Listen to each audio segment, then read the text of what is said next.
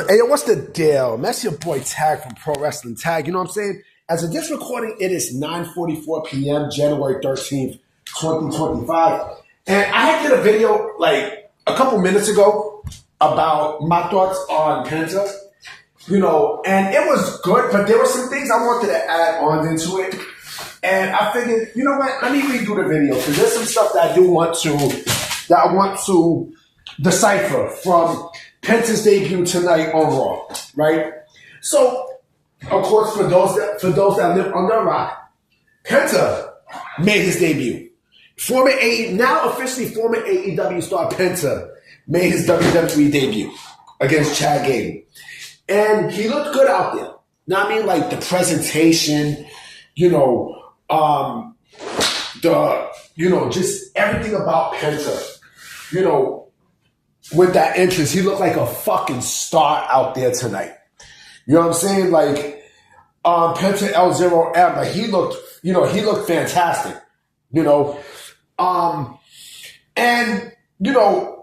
first thing I thought about was, man, is Tony Khan in trouble?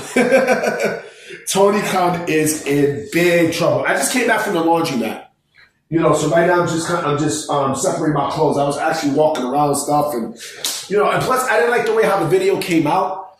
So I said, fuck it, let me redo the video and let me do it in another way because I wanted to add on into some things, right? But I said to myself, man, is Tony Khan in trouble? Is he in massive fucking trouble?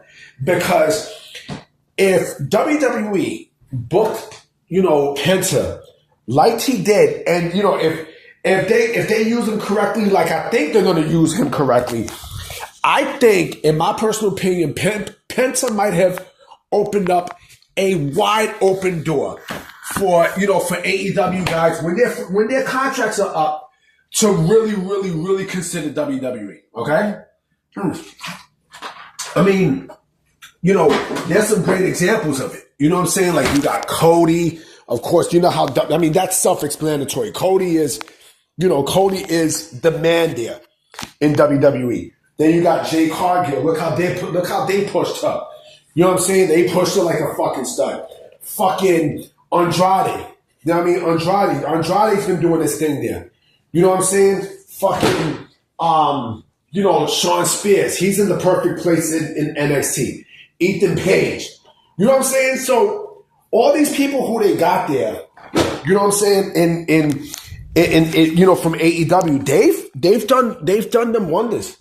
Now, I mean, they've done them some really good wonders, and there are some people in AEW who their contracts are up, and you don't think they seen you don't think they seen tonight with Penta, and you don't think they're confident that they are going to get, similar treatment. And trust me, there are a lot of people in AEW, even in the ROH part of AEW, that WWE will push because Triple H, the one thing I love about Triple H is Triple H did not forget the respect that he has for these wrestlers, right?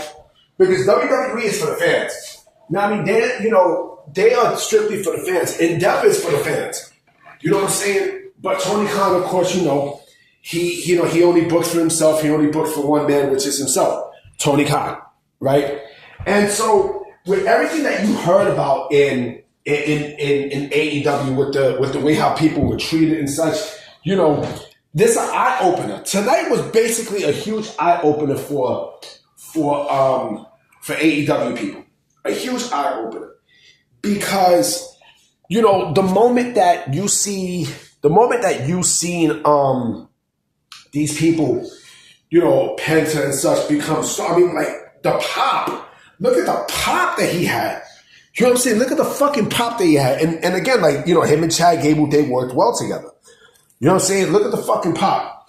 The moment that you see how much, they appreciated there, again, like, that tells you that, this is basically going to do wonders for, for people whose contracts are up. You know what I mean? Look at Ricky Starks, right? You could just imagine if Penta got a pop like that, if he had a crazy pop with that entrance. And oh yeah, the mask they're selling. They're gonna make bread off that mask. And not only that, but also the Zero Muerto phrase. Oh, trust me, that's gonna be fucking insane. If Penta got that reaction, right? Imagine someone like Ricky Starks. Imagine someone like Ricky Starks. Imagine fucking Wardlow. Imagine Wardlow, yo. Imagine these people. And again, there's more. There are a lot more. And the way how he was pushed, tonight is exactly what Tony Khan should have done. And mind you, Rey Fenix is not even there yet in WWE. He's still in AEW prison. So, if you don't think that, when they eventually get Phoenix, because they're gonna get Phoenix, Rey Fenix is eventually gonna be there, right? You don't think that they're gonna make bank out the Lucha Bros? Like, come on, B. You know what I mean? Like, you really can't live under a rock. Oh, and I remember some jackass, told me one day, oh, well, WWE is not allowed to use the Penta name and stuff. And I'm like, are you fucking stupid? Are you retarded, man? You know what I mean? And here's the funny thing too. They mentioned a couple of promotions. They mentioned, TNA, they mentioned AAA, and they mentioned Lucha Underground, which I think they're going to. I think everything's going to be based off of his Lucha Underground stuff. You know what I'm saying? That's when he had his best years too. And again, it's going to be fucking amazing to see that. You know what I'm saying? It's clearly going to be amazing. And I know the AEW sickos are going to be sick to their stomach. I know they're sick to their stomach. There are people who WWE really, really want. They've wanted Penta for years. Now, I mean, they've wanted Penta for a long fucking time. And the fact that they got him, basically AEW handed WWE Penta. They handed it to him on a silver fucking platter. That man not only is going to be a star, I can see him as an Intercontinental Champion before the year's over. Not only he's going to be a star, but man, the merchandise that they're going to make with him, shit. And like I said, Penta might have blown the doors wide open for AEW people, for AEW talents when their contracts are up, to come right to WWE. He might have blown that door open. Not only AEW talent, but also talent for New Japan Pro Wrestling. Because you don't think people from New Japan Pro Wrestling see that and they're saying to themselves, the way how WWE pushed, this guy compared to AEW, and AEW is supposed to have a work relationship with us, and they're basically shitting on us, why the fuck would I want to go there? You don't think they see that? Like, come on, B. Like, come on. And mind you, there are a lot of people in AEW right now who you can tell do not want to be in AEW. You can tell by body language. You can tell by a lot of shit that they do not want to be there. You know what I'm saying? And like I said, the Penta, and yes, I understand it's one match. I get it. I get it's one match and such. Okay, I get it. But still, that's enough. To me, that's enough to prove that, he's over. You know what I mean? Penta's over, man. He is over, yo.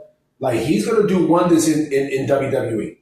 You know what I mean? If you don't think so, if you're one of these people who is an AEW sicko and you want to play delusional, go right ahead. I dare you. I fucking dare you to go right ahead and bullshit. And bullshit to yourself that, oh, well, Penta's not going to be over. Penta's not going to be, they're going to bury him and they're going to put him in the LWO and blah, blah, blah, blah, blah. Keep thinking that. AEW sickos right now are pissed the fuck off. They're pissed off. But whose fucking fault is that? Blame Tony Khan. But I wanted to just make this video. I know Raw is still going on. You know what I'm saying? I'm probably going to watch the football game. You know what I mean? I'm definitely going to see highlights of Raw and stuff. But I'm going to definitely holler at y'all tomorrow for sure. Because I know there's going to be a lot of news coming out of the Penta debut and the reactions and such. All right? Peace.